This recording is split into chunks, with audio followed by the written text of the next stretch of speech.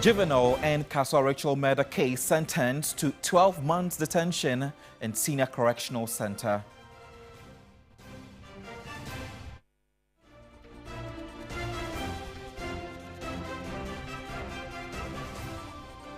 A while later on health, World Health Organization engages USA to reconsider decision to withdraw from global health body. We have details of these and more stories coming your way if you stay with us.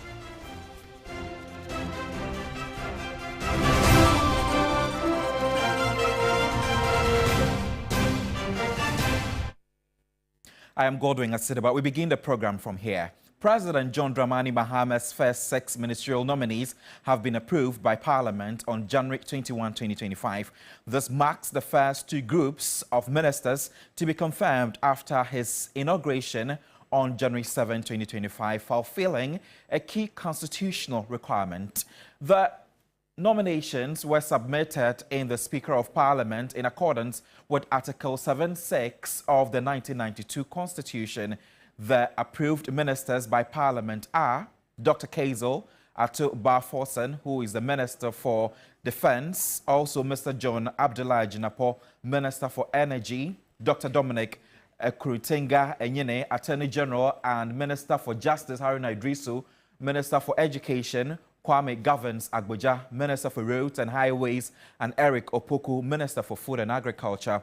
The proceedings were overseen by Andrew Amwako Esiama, the second Deputy Speaker of Parliament, in the absence of the Speaker, Alban Babing. After hours of debate, both the majority and minority agreed that the 6 ministerial nominees have been competent and their character was also well poised to lead their respective ministries. The clearance is another critical step forward in President Mahama's efforts to assemble a qualified and effective government team to solve serious national issues. Meanwhile, the Parliament also announced the next batch of ministerial nominees as appointed by the President for subsequent vetting and approval. Key among these nominees are Dr. Edward Kofi Omane Boama, who is the Minister-designate for the Ministry of Defence, Samuel Okudzeto-Ablakwa, Foreign Affairs Minister-designate, and Samuel Nete George for Communications Minister-designate as well.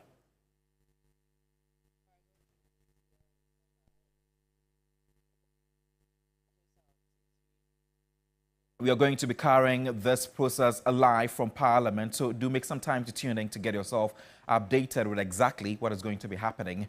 The Appointment Committee of Parliament is expected to vet 5 ministers designate after it failed to proceed with vetting as a result of other equally important engagements on the floor of Parliament. Also, what has been resolved in that all ministers vetted will be approved the same day. But a lot has been happening. Minister-designate for Local Government, Chieftaincy and Religious Affairs, Ahmed Ibrahim, was first to meet the committee. 3 hours after his vetting, members had to proceed to the chamber to continue with business. Considering the inconvenience to be caused if the vetting had continued after members returned to the vetting chamber, it was finally postponed to January 22.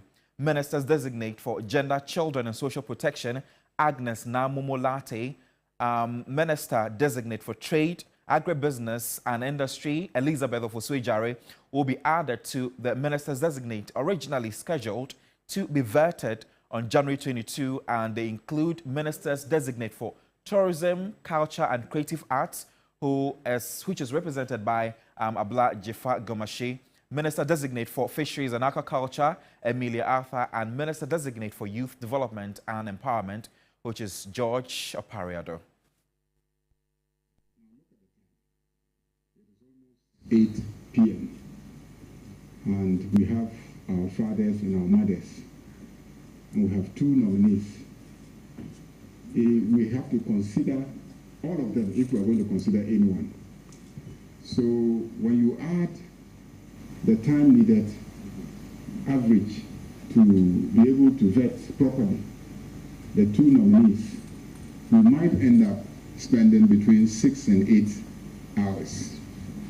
So if you add 6 and 8 hours to 7:30, 8 p.m., It means that we're going to keep our fathers, our mothers, and their families here till 2 a.m. We are hoping that tomorrow we can consider them, be able to write a report on them, lay the report in the House, and God willing, I believe that the House will approve them. Senior partner at accounting and auditing firm KPMG, Anthony Kwesi Sapong, has been appointed acting Commissioner General of the Ghana Revenue Authority, which is the GRA. His appointment follows the resignation of Julie Siem, who earlier resigned from her position less than a year after her appointment. Prior to his appointment, Anthony Sapong served as senior partner of KPMG in Ghana with additional jurisdiction over the firm's business in Sierra Leone, Liberia, and the Gambia. He is a chartered accountant with over 21 years' experience in audit and advisory services across a number of sectors, including financial services.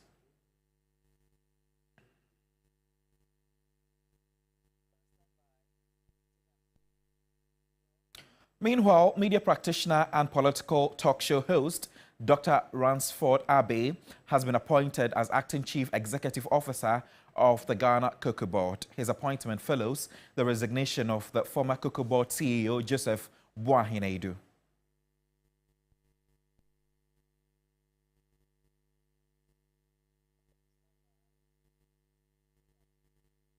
Quite a number of positions being shared out there. But I plead with the court to forgive me. It was not my intention to kill my dear friend and to also end my life this way. I pray the court forgives all my sins and gives me a second chance. These were the exact words of the convicted minor in the KAS Ritual Murder after he was sentenced to 1 year in prison. After 3 years, family of the 10-year-old Ishmael Mensah have gotten justice for his murder. My colleague Lord Edwasari has been looking into the issue. 15 years old at the time of the offense, the minor and his friend, 18-year-old Nicholas Kinney, were involved in the killing of 10-year-old Ishmael Mensah Abdullah for ritual money in 2021 at Kaswa. The duo was convicted of murder following a unanimous guilty verdict by a 7-member jury in October last year. The boys were found guilty on 2 counts of conspiracy to commit murder and murder. The second convict, Nicholas Kinney, now 21, was sentenced to life imprisonment and has subsequently begun his sentence. At 18, the first accused, filled with regret and tears, pleaded with the family of the victim after the court asked him for his final words before judgment. He attributed his actions to the devil. Presiding Magistrate Bernice Mensima Akon sentenced him to 12 months detention in Senior Correctional Center after affirming that he was on remand for 3 years and 2 months. She also held that the juvenile confessed to the offense and was consistent in his account of events throughout the trial. He also showed remorse, evidenced by how he sobbed intermittently during the trial. Commenting on his detention, Mensima Akon said she found out he was detained in an adult cell for more than 3 years contrary to law and was detained far more than what the law prescribes for a juvenile for the offense of murder. Family of the victim spoke to the media. If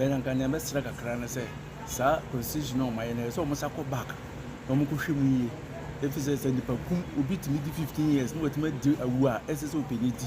They say, Yaman 4 years, Yaman 3 years. South Indian conversation to make a or my son Colombo might. So many years beyond from cries, I will beat me the bonnet as I saw to me for life. Cora, Sanabaya Busano, so yeah, I come over to me. We cross over to the gold land of Obuasi. 7 out of 9 miners were shot dead for illegally invading the concession of mining firm Anglo Gold Ashanti, which is the AGA, and they have been buried. The bodies were released to the family on Tuesday, January 21, after an autopsy was conducted. The 7, all Muslims, were buried according to Islamic rites amidst heightened tension in the area.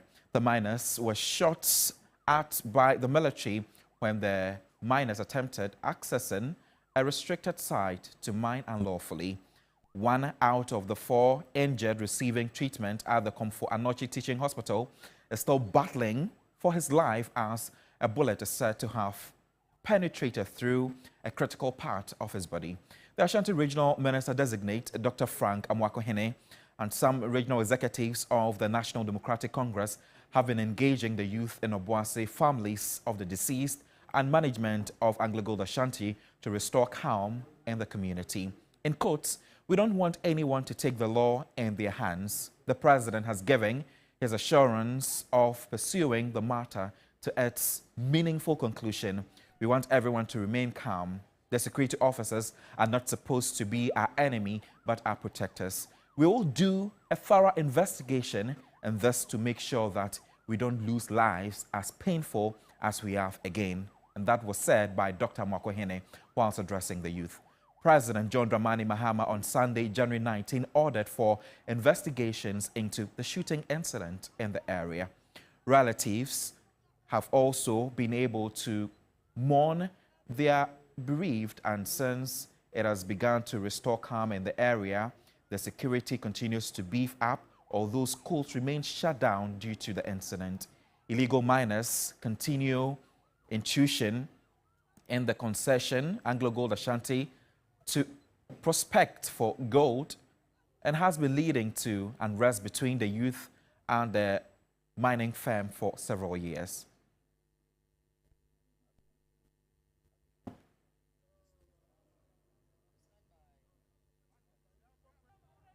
A really unfortunate development there. We move on to other stories. The Ministry of the Interior has imposed a curfew on the Nkwanta Township in the Oti region following renewed conflicts in the region. The curfew, which commences from 8 p.m. to 6 a.m., became effective on Tuesday, January 21.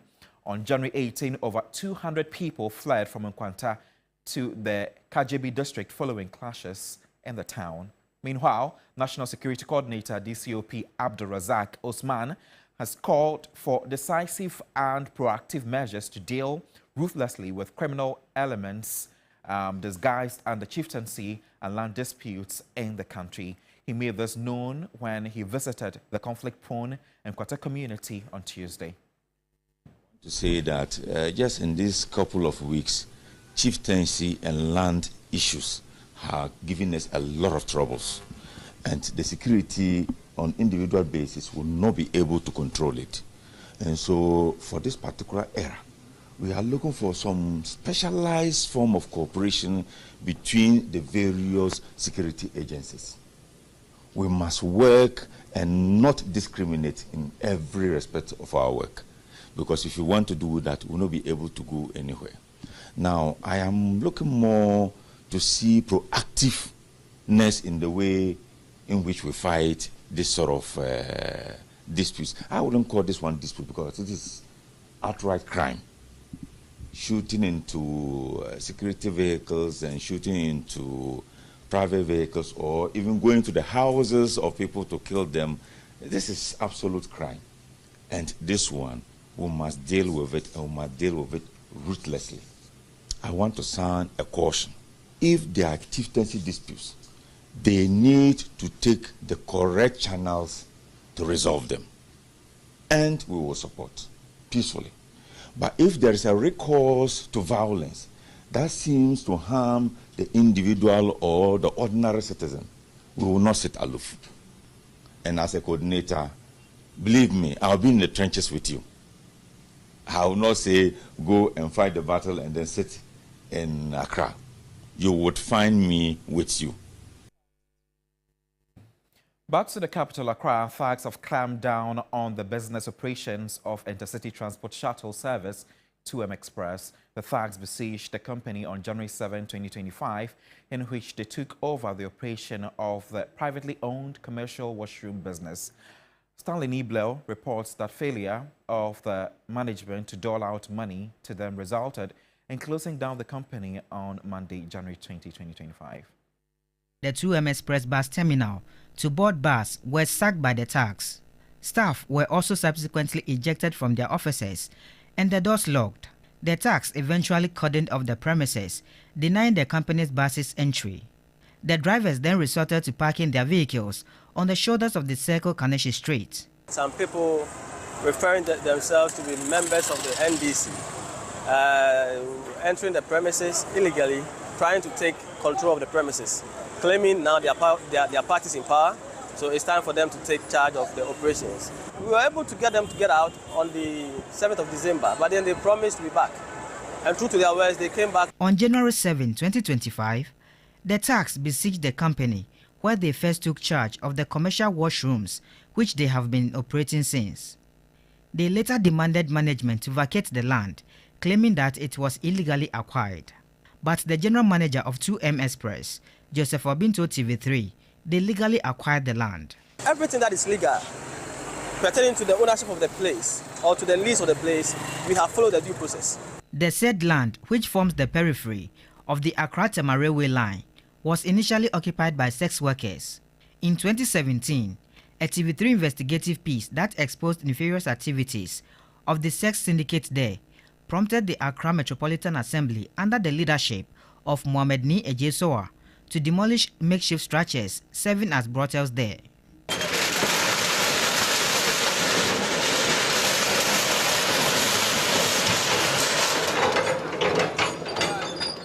The land was then ceded to a private developer who also allocated parcels of the land to 4 transport operating firms, including 2M Express, owned by late Bantama MP Daniel Ochimabwaji. Already, the thugs have spent 13 days at the enclave, hijacking privately owned companies. Police personnel deployed to the scene failed to make any arrest. On the 7th of January, these gentlemen with their team managed to take control of our toilet facility and has been managing the place since 7th. That's about 13 days now, taking revenue on the land. We've called on the police on several occasions. Yes, they've responded, they've been there, but on all occasions, they leave without any arrest. And even the leader of the thugs in there goes to mention that even if he's arrested, in the next hour, he'll be let loose and then he's going to increase whatever they are doing there. This is really disrupting our business. Management of the affected companies wants the central government's intervention to resume work. Stanley Nibleu, TV3 News, Kwame Nkrumah Circle, Accra. Let's do more stories. Some NDC youth in the whole central constituency broke into the party's office last night to vent their anger over the failure of President John Dramani Mahama to appoint anyone from the constituency into his government.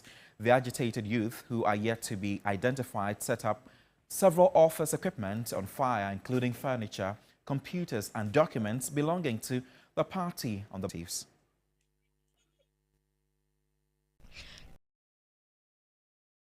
Office, he accused WHO of mishandling COVID-19 pandemic, stating the organization was being too China-centric.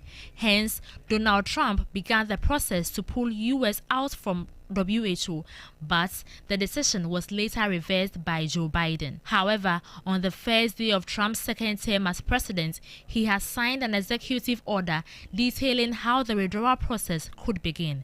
This means future donations by the US to the WHO will be paused. The United States is one of the biggest contributors to the organization. During the 2022-2023 biennium budget of the WHO, the United States contributed $1.28 billion to the organization, which is about 20% of the organization's annual budget. Germany contributed $856 million, whereas Bill and Melinda Gates Foundation contributed $830 million. So, what does this mean to the organization? Head of department at the Department of Population, Family and Reproductive Health at the University of Ghana, Professor Richmond Aite, tells us more. US leaving the support that they give WHO will be a substantial effect on WHO's programming, on its response to pandemics or epidemics around the world, and would affect the kind of support that it gives to many countries around the world, including those of us in Africa. But it's not just finances that US contributes. US also contributes expertise, and those are not easy to replace. So you can imagine that some of the support that currently countries are getting, support for capacity strengthening even within their countries, support for managing and even identifying epidemics before they become a full-blown challenge. All these things are going to be affected. Professor Aite further indicates other alternatives to bridge the financial gap the U.S. could leave. So there has been increase in the voluntary funding that some countries are giving. My expectation is that, WHO is too important for the world to leave it and leave the gap that will be created by U.S. withdrawal. So I look forward to different countries stepping up. Maybe we could be seeing some of these countries like China and others stepping up and even if not making up the gap, contributing a little bit more. Meanwhile, the organization in a press statement has expressed its regrets in America's decision and hopes the U.S. reconsiders its decision.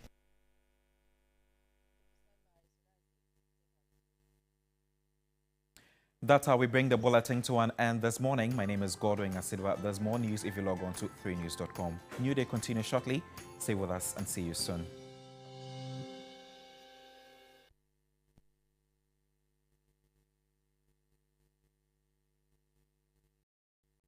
One bit of flamingo pain is equal to 7